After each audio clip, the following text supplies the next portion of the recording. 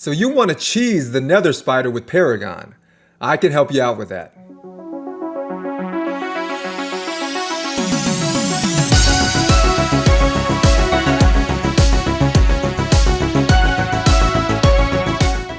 What is going on, Raiders? Soda Dragon here, and today I'm going to show you how to use Paragon to beat any level and any difficulty of the Nether spider. Not only that, but I'm going to show you how to speed run with Paragon. So what do I mean by speed run? Well, in the Hard Doom Tower upper levels, normally if you do a Paragon run that is solo the Nether spider with Paragon, you're looking at maybe 30 to 40 minutes of time if you can beat him. If you cannot, and some people cannot, you can even hit that 1500 turn limit and not beat the Nether spider. So instead of that, we are looking at under 10-minute runs with Paragon. So for Paragon standards, yes, that is a speed run. So normally for these Doom Tower boss videos, I would actually go through the skills of those bosses. And if you plan to fight the Nether spider with a sort of normal comp, cleanser type comp or whatever, then I have a video link to that in the description below. So you can see how that works. But because really we're bypassing most of the Nether spider's skills with Paragon casting Unkillable on himself, 2 turns for a 2-turn cooldown, we don't actually need to go into the Nether spider skills. What we're really concerned about though is that initial burst from the Nether spider. So the Nether spider in the very beginning will not only spawn all the spiderlings, but they will all attack and load you up with poisons. And what we need to do is survive that. If we can survive that, then we can continue with our Paragon cheese. Alright guys, on to the star of the show, and it is Paragon, obviously. So what do we need from him? We need this A2 damage control booked out. Why? Because normally it's on a 4-turn cooldown, and it is casting 2 turns of Unkillable. So if we book this out, that becomes a 2-turn cooldown. So 2-turn Unkillable buff with a 2-turn cooldown. So basically, we can keep this up with 100% uptime. So for Paragon cheese strategies, he will be casting it on himself most of the time. So once again, we need this A2 booked out, so use as any books or dupes of Paragon as you need to fully book out this A2. So beyond having Paragon, that is the character, and having his A2 booked out, what else do you need? Well, really nothing. So the thing is, everything beyond this point that we're going to talk about really helps accelerate and speed up the run. As I mentioned, speed run for Paragon, we're talking about Paragon standards. Everything is to speed up the run, but you do not have to have him 6-starred like I do. You just need Paragon and having his A2 booked out. That is all you need. So everything else is just to make things faster. So first, let's start off with the gear. So what are the best sets for Paragon for the Nether spider? Now, I've experimented with different ones, and I think the 2 best sets are going to be either a toxic set or a deflection set. So of these 2 sets, toxic or deflection, it's actually the deflection set that gives you better run time. So it's going to cut down on the run by a few minutes. It's very significant. So definitely if you have those deflection sets, use them. Toxic will still work. But once again, we're talking about streamlining and getting the fastest runs we can out of Paragon for this Nether spider. So definitely deflection is our choice. On to Paragon's total stats. So this Paragon can solo any Nether spider, any difficulty. So here we have him at 34,000 health. The attack is 2200. The defense here is 2800. Speed 230. Now speed is important, and I'll explain why. Because you might be wondering, well, no matter what speed Paragon is, he's going to be casting that Unkillable buff on himself for 2 turns on a 2-turn cooldown, right? So that's 100% uptime on Unkillable, no matter what speed he's at. And yes, that is true, but to take advantage of certain sets, you're going to need speed. So for example, the toxic set. Well, you're going to need your Paragon to take turns to apply that poison, right? Now, even the deflection set, that's the thing. When you hit that main spider with that A1, that main spider counterattacks with poisons. And it's really important to get a chance to deflect those poisons. That's just extra poisons that you're putting back against the boss. So to a certain degree, speed is important for the deflection set. But obviously to a greater degree if you're using something like a toxic set. So I do think it's a good choice in general to put some speed on your Paragon. And if you plan to use Masteries, which we'll talk about, which is War Master, then yeah, you're going to need to take turns to proc that War Master bonus damage. So speed is going to be important on your Paragon. So we have crit rate 32%, critical damage 147%, not important for us. Debuff resistance 187, not important for us. And also debuff accuracy 161, not important for us. Alright guys, on to Paragon's Masteries. I'm just going to highlight a few of them. So here we have War Master, and this is our second strategy to deal damage to that Nether Spider to speed up those run times. So the first was using a deflection set. Out of all the sets, I think that is the best set to use. That set is going to get you the best clear times out of any set. The second strategy is using War Master. War Master is huge. You're going to get bonus damage based off enemy max HP. So anytime you're talking about bosses, they have a lot of HP.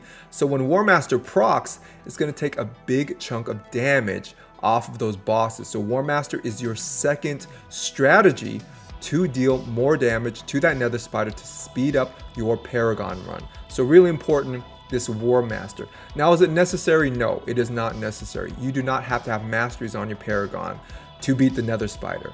But this will just speed up those runs. Once again, we're trying to make this runs as fast as possible. So War Master definitely makes a huge difference. So that means you're gonna have to 6-star your Paragon if you want to get the fastest clear times possible. But for me, I like him. You can use him in so many different places, so he's worth it to me. And here's another important mastery, Spirit Haste. So once we get to that point in the run where Paragon is the only person alive, Paragon is going to get a 24 speed boost, which is great. So notice here, increases speed by 8 for each dead ally, stacks up to 24. So eventually Paragon is going to be the only one left alive, so he's going to get 24 extra speed. As I mentioned, really important, even if you are using that deflection set, because the more you're using that A1, the more you're attacking the boss, you're proccing War Master, and the more you are getting those deflections off the counterattack from hitting that main spider. So definitely worth it to get that extra speed. Alright guys, on to the team strategy. So firstly, how do we keep Paragon alive when that Nether Spider and all the spiderlings take that initial first turn and we cannot go first? They will always go first. But when they take that initial turn and just load you up with poisons, how do we get our Paragon past that? So there's a few strategies.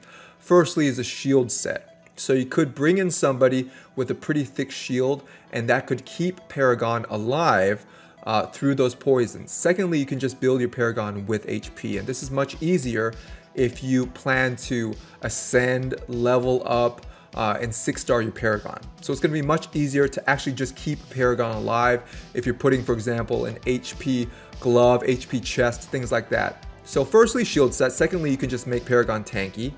Thirdly, you can bring in a reviver.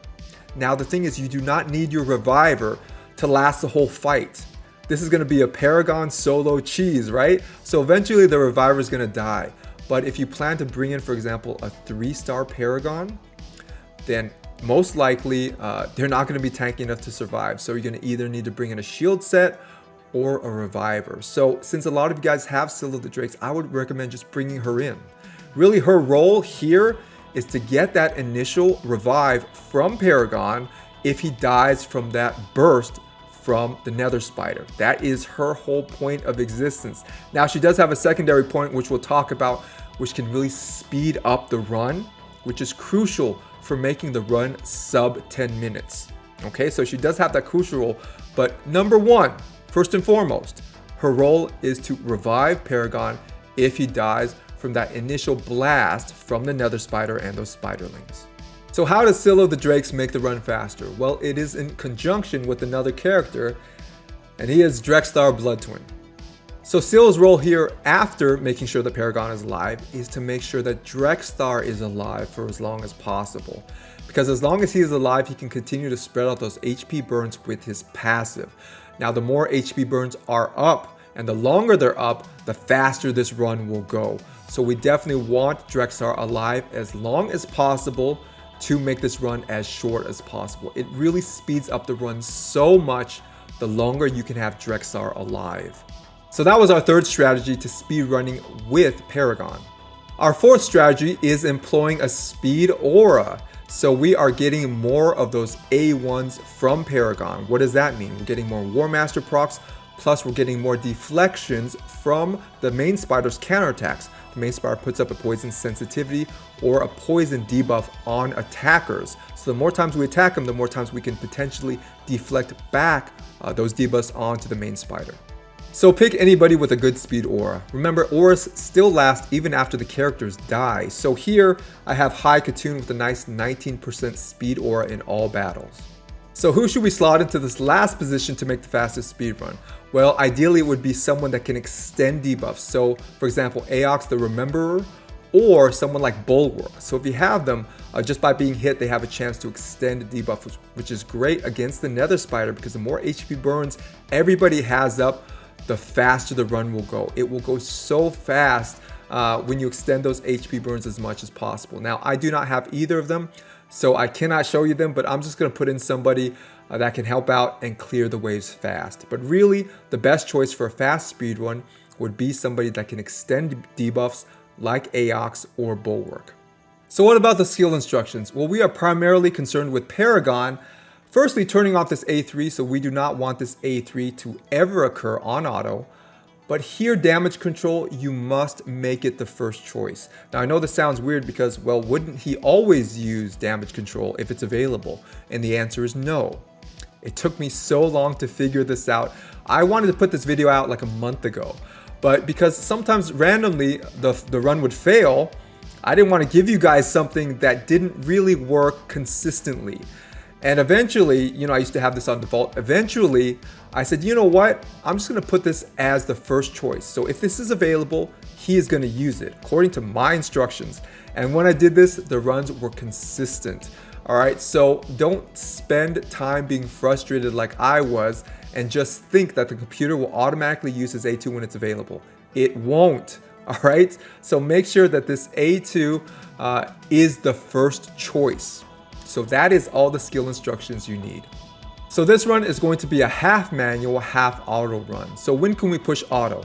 When everybody else is dead but Paragon. Before that, we cannot push auto. We gotta manual this run. Once again, if you really want the best clear times, it may be possible to make a full auto run with Paragon, but it's likely not going to be as fast as the run I'm going to show you. And for most of you, probably you're not really farming Nether Spider anyway, just trying to get through him to move up the Doom Tower and progress. So no big deal. So I think half auto is better than no auto, right?